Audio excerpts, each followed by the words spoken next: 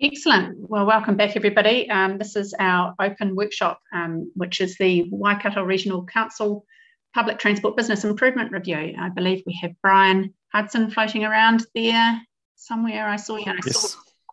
I saw Eric as well, Eric Vanderwell. Yep. So welcome, gentlemen. Take it away. Thank you, Madam Chair. I'm just going to share my screen for a short presentation. Hopefully you can see that now. Yes, we can. Very good.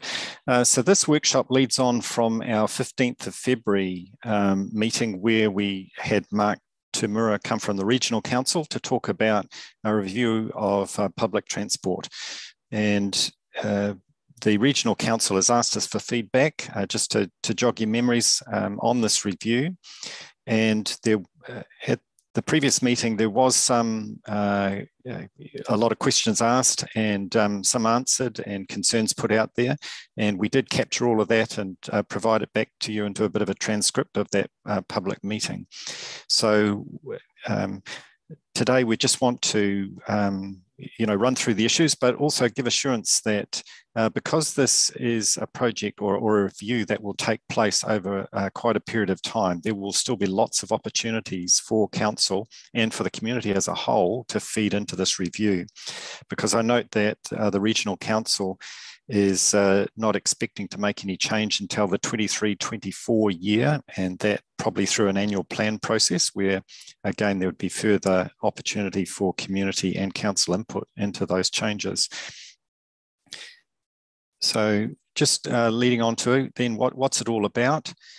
So the objectives of this workshop is really to understand or make sure we all clearly understand what the need is for change to passenger transport funding and management, identify the benefits we'd like to see for Waipa and the region from any review, and then identify areas of concern that need to be managed through the review, and make sure we take those opportunities for feedback. So the Regional Council hope to prepare an implementation plan, and that would be looking out over the next 2 years effectively. What would be the steps, the consultation, the arrangements that would need to be made to make some change. So as I say, there will be plenty of opportunity. So really that first one then, you'll see on the next slides, I've made a few suggestions, and that has come from your initial comments at that 15th of February meeting. And so if I just run through the presentation quickly, and then we can open it up for all of those questions and comments and issues that we can capture, as we did in the previous meeting, capture them and feed those onto the Regional Council. So the first slide then, understanding the need for change, and Mark explained, and we can see it, that there's quite complex funding arrangements for passenger transport, with the region levying some rates for passenger transport, councils levying rates, and the Waka Kotahi putting in money, and it's quite a complex arrangement. It's because of those complex arrangements, it's difficult to deliver quick service changes without a lot of to and fro and things like annual plan changes to change rating levels if services need to change. Going forward, there is a need for major new investment, and the governance currently is quite fragmented. And so, part of that reason for the need for change is really around that vision that the public transport system needs to be more effective. We need to provide a really efficient and attractive public transport service to get away from everybody having to drive everywhere in their cars, especially between urban centres and within urban centres. And that effectiveness is really held back by a lack of coordination in the delivery of the services and infrastructure and in the funding. So then objective 2, what sort of benefits do we want? So these are some of the things that are mentioned in the report, but also feedback from yourselves. So an agile passenger transport service that is adaptive, and if there is a need for more buses or a change to routes, then the service should be agile. You've already said you want an equitable and coordinated service, so across the region. A classic example is, Waipa has put money in to have a total mobility service, but there's still a lot of districts in the region that don't have a total mobility service for disabled, elderly, people who can't drive to use that sort of subsidised taxi service. So, there'd be opportunity for an equitable service across the region and standardisation of the sorts of services available. Standardisation of infrastructure to make sure the services are cost effective for Waipa. We don't want layers and layers of different types of institutional arrangements that make it difficult, but we also, whether you're using a bus yourself, your children are going to school or to university, or a person needs a trip to the hospital for a medical appointment, we do want cost-effective services that are useful. And we want improved governance arrangements and accountability. At the last meeting, we talked about KPIs and how could the service be more accountable and have KPIs that really drive improvement.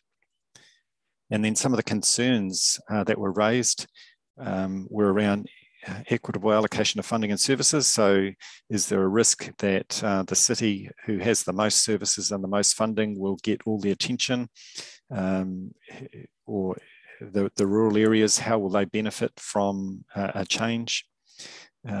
Local representation and consultation was an issue. How would the public understand the changes or get involved with the changes? How would local councils be able to feed into the governance arrangements and the decision making for services? We talked about developers and infrastructure and new greenfields. How do we get a good uptake of passenger transport in those areas? Likewise for industry, how do we make sure if we've got new big employment centres that there is bus services available to get workers to work, and that developers contribute in a fair way to the costs of infrastructure? And then, are there sources of funding beyond ratepayers or developers that could contribute? As we talked about, effective KPIs, behaviour change, how do we make sure it is attractive so it's not seen as a transport choice of last resort, or just the place that teenagers use the bus to go to school, and it's not attractive for anybody else. Fleet options is going to come into it in the future. What other things are there besides traditional buses? We talked about on-demand type services, and then also electric vehicles. And then there's also a discussion around park and ride facilities and how does that feed into it. And we'll see as the future-proof plan for the metrospatial area and transport, also we'll discuss those sort of park and ride activities. So those were the three areas that really came out of our 15th of February meeting. But I could go back to objective 1, and we could just open up questions and comments. This really is the opportunity to record as much of your concerns or issues or questions that we can then take back to the Regional Council. Roger, you've got your hand up. Yeah, thank you, Madam Chair. Just a question first. Did you receive that document that I sent through outlining my points on that, or do I have to start from scratch? No, we did receive that document, and we actually passed it on to Mark Tumura as well. Oh, sorry, that's fine. So I don't need to go through that in detail because you've already considered it. Lovely. One of the biggest things, though, that came out to me just from looking at that draft strategy is the way that Cambridge is positioned as a town in the Greater Waikato. And I think that is really major in terms of the considerations of public transport. If you look at the whole of that Waikato, as I did mention in that report, there's really, you've got Hamilton as a major city, but then everything else is grouped under smaller towns and rural areas. And it's a blanket approach to all of those. And I think really now with the growth, well, there are two towns in the Waikato, Taupo and Cambridge, which are really becoming large towns with a different set of environmental challenges and provision of public transport to the other smaller areas and rural areas. And I think we need to lobby to get those larger towns recognized as having a different set of factors that need to be considered.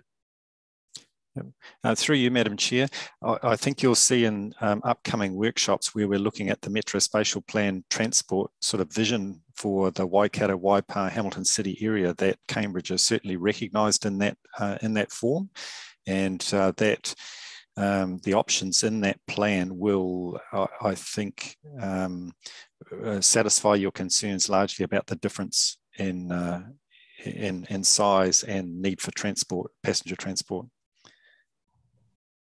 So is that a different document to the one that we're considering now? Yes, the one we're considering now is just a review of passenger transport in terms of how it's funded and managed going forward. But the types of services that will come forward in the future to encourage more passenger transport use and more effective services, there's very much some work underway with that Metro Spatial Plan, which will inform that. I just wonder whether we need to have acknowledgement of that in this public transport strategy if we're going to be putting our case forward. Yeah, through you, Madam Chair, I think at this stage, if we're looking at the the funding and management side of it, in future the type of services able to be delivered, it won't matter whether it's a bus service or some other rapid transit type service. It would all be fall under the same sort of funding and governance sort of arrangements. So I think the way in which it's delivered can be considered separately to the types of services that are delivered.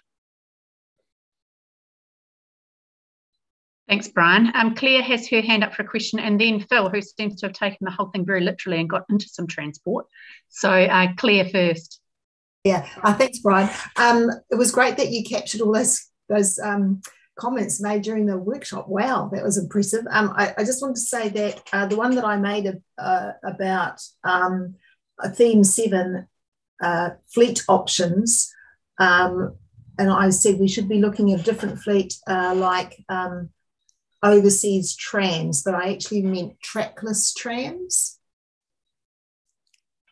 I don't know what page, it's on page 205 of our pack, but I don't know what page, but apart from that, the other big point I'd like to make is that I've been getting a bit of heat about a just transition under climate change for rural communities. And in fact, I realise that bus services are never going to meet the needs of rural communities. And I think another model might be needed. So I'm just flagging it that, I mean, you've just pointed out that this review or this feedback is about the governance and funding arrangements. But I think you're going to hear a lot more from rural communities that they want to be able to have options that are going to work for them. And that might not necessarily be bus services. Yes, through you, Madam Chair, that is a good point. And I know there is some thinking about that in the in the review, and that's because the regional council are certainly conscious of the wider rural area and what types of services might be available. At the moment, we know we've got the sort of intercity services that run longer distances through some towns on the major routes, but that doesn't meet the needs of many smaller rural communities. But there is some thinking around, and I guess that's what happens to some degree now, whereby there are sort of collection points or school bus services, so that those rural communities, their children want to get to university or college or something like that. So there are services that are operating for that type of thing, but are there ways of almost expanding that, or having other types of community services that say bring people to medical appointments and things like that, or do those weekly shopping trips. So yeah, okay, cool, thanks. Philip. Yeah, thanks, Madam Chair, and thanks, Brian. I am using some form of transport, but clearly not driving or anything like that. I'm really, really excited about this, and just wanted to confirm confirm and what have you, a follow on from the newspaper article a couple of weeks ago with regards to regional council sort of driving this for more town Pacific, having town Pacific public transport. And as some of you will know, that we're really keen on this, and there's the older members of the community, which is a large membership base of the community, they're really asking for this. So, really excited about it. If that is the case for the sort of nearest future or future, and if it is, then as long as it's user friendly for everybody in the sense of technology and being able to call up these services and things like that, if it is on demand sort of service and things like that. But also it helps, it's part of the jigsaw for urban mobility, and while we're and I'm very supportive of it, whether I'm a user or not, very supportive of all the new cycling tracks, which are multi-purpose facilities, tracks for walking and cycling. Can't just rely on that to help get people out of vehicles. We've got to provide this another alternative, and this is the jigsaw towards urban mobility. And then we've talked many times about emissions and all that sort of stuff, and so this really does go a long way, or helps towards this. So yeah, really excited about it. And as a town Pacific transport system, a tier 2, we've got tier 1 system, which a lot of our towns in the Waikato have, and getting our towns to the city, to the main city, Hamilton. That's tier 1, but this is great that we're looking towards this, and appreciate that it is, as you said, a couple of years away or so, or more, but to look forward into the next couple of financial years in a couple of years' time. So yeah, just really excited about this, and great to see that's a follow-on from the newspaper article a couple of weeks ago as well. So, yeah. Thanks, Phil. Liz, you got some comments to make? Yeah. Thanks, Susan. I guess I guess this is more for me around the how more than anything else.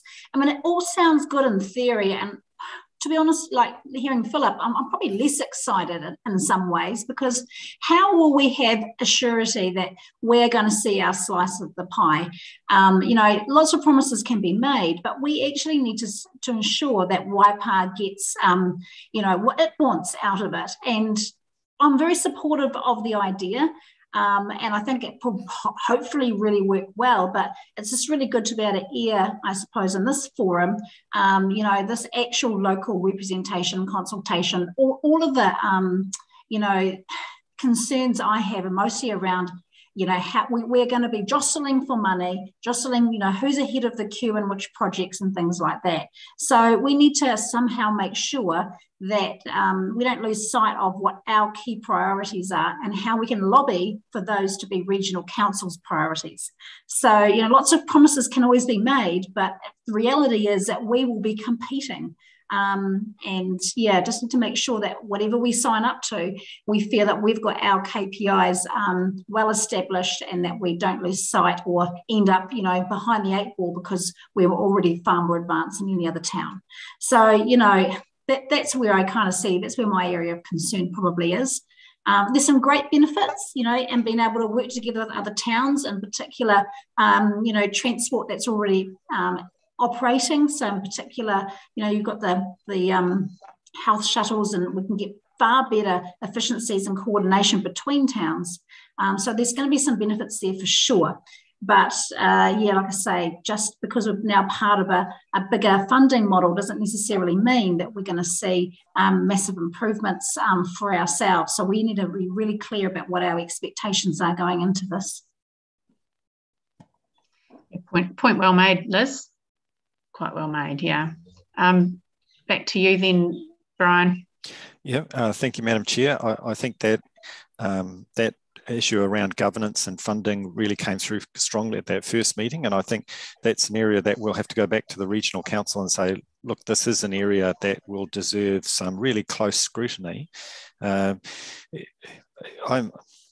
know, we can imagine what it could look like, but until there'd been some you know, evaluation of different models of governance and the benefits of them and how they would work and how representation would work, we would have to wait and see.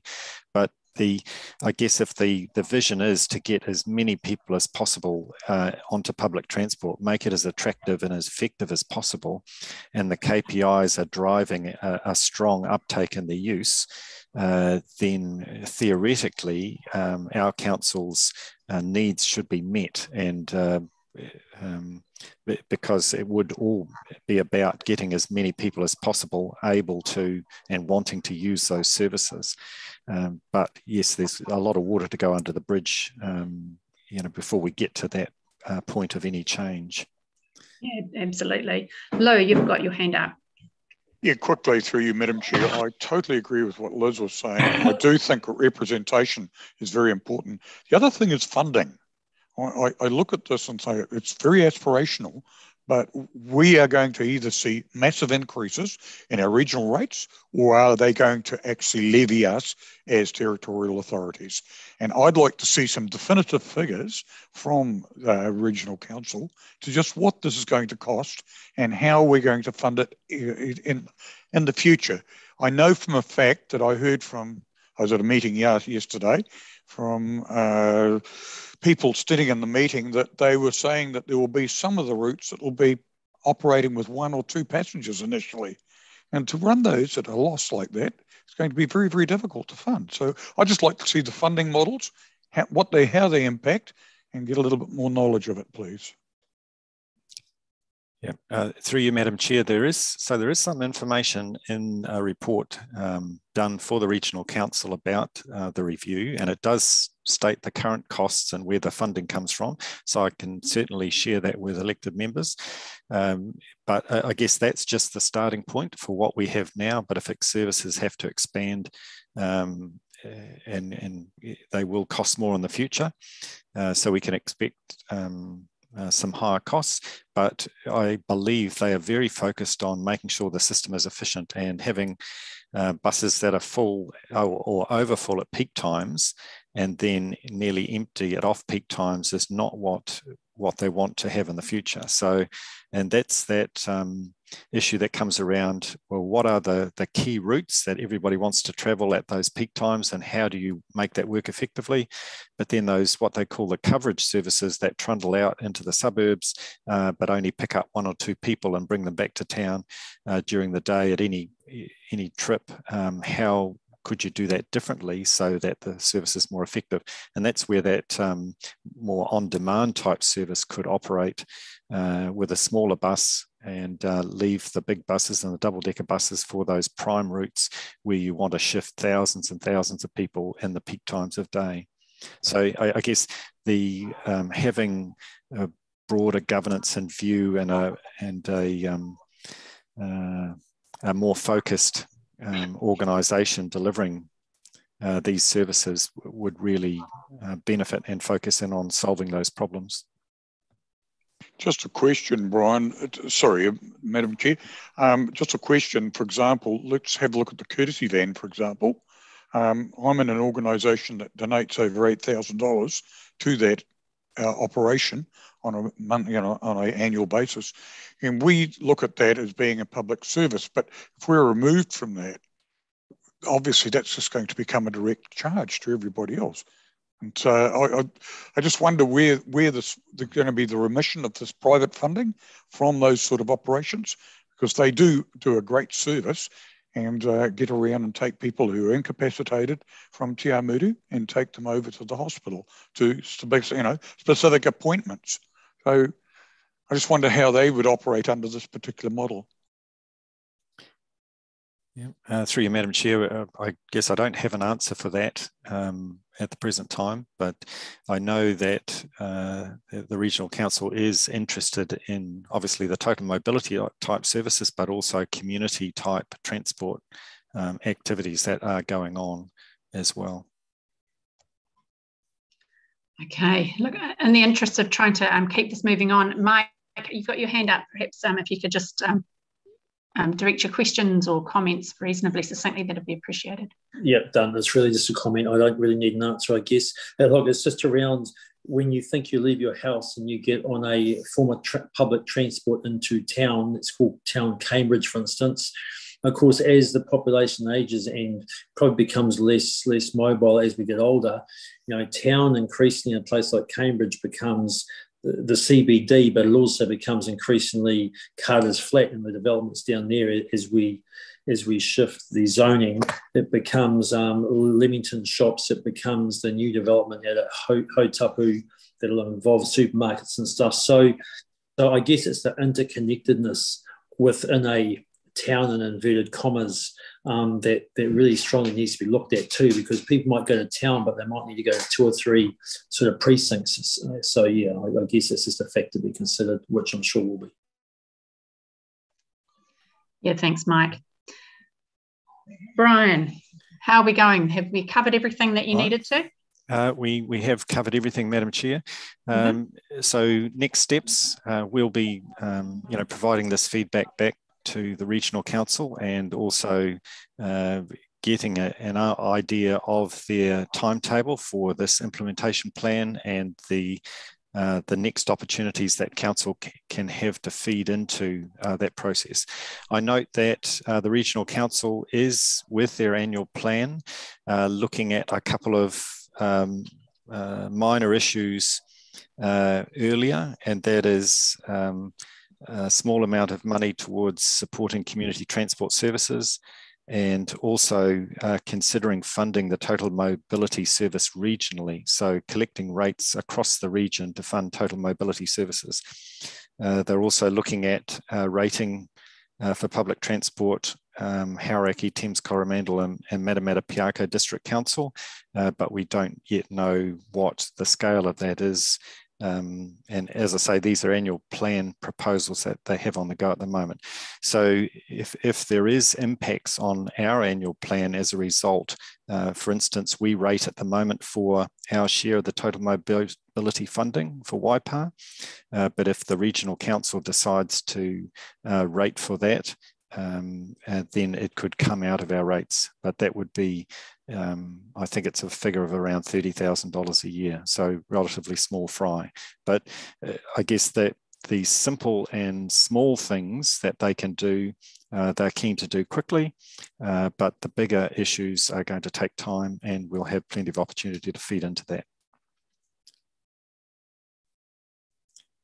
That's me, Madam Chair. Yeah, thank you. I was trying to unmute myself. Thanks very much, Brian. Obviously, a bit of food for thought there and a bit of discussion. Gentlemen, Coles, Brown and Peter, I assume you accidentally left your hands up, and if you want to take them down. Madam Chair, I haven't just wanted to say a couple of things. I haven't got a question or anything, but just to add on to a couple of things that other people have said.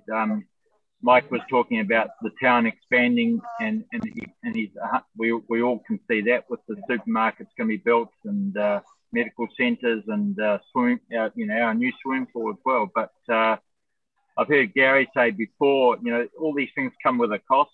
Everything comes with a cost, and I've heard Gary say before his preference would be to spend money on public transport than multi-storey car parks and all that sort of stuff. We ideally don't want people to have to pay for parking in town. That's what makes our town special.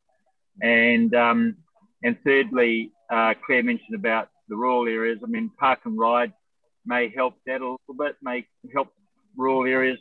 They can park on the outskirts of town and get a bus in, and that goes along with Tamihere and Matangi that would want to come to Cambridge more perhaps than going to Hamilton to shop. So, and just lastly, it was great seeing the Cambridge medical health shuttle out in the rural areas, picking people up to take them to the hospital rather than just focusing on the Cambridge people or the town Pacific people, which they've done in the past. So that's expanded too. So but anyway, thanks Brian. Thanks for your presentation.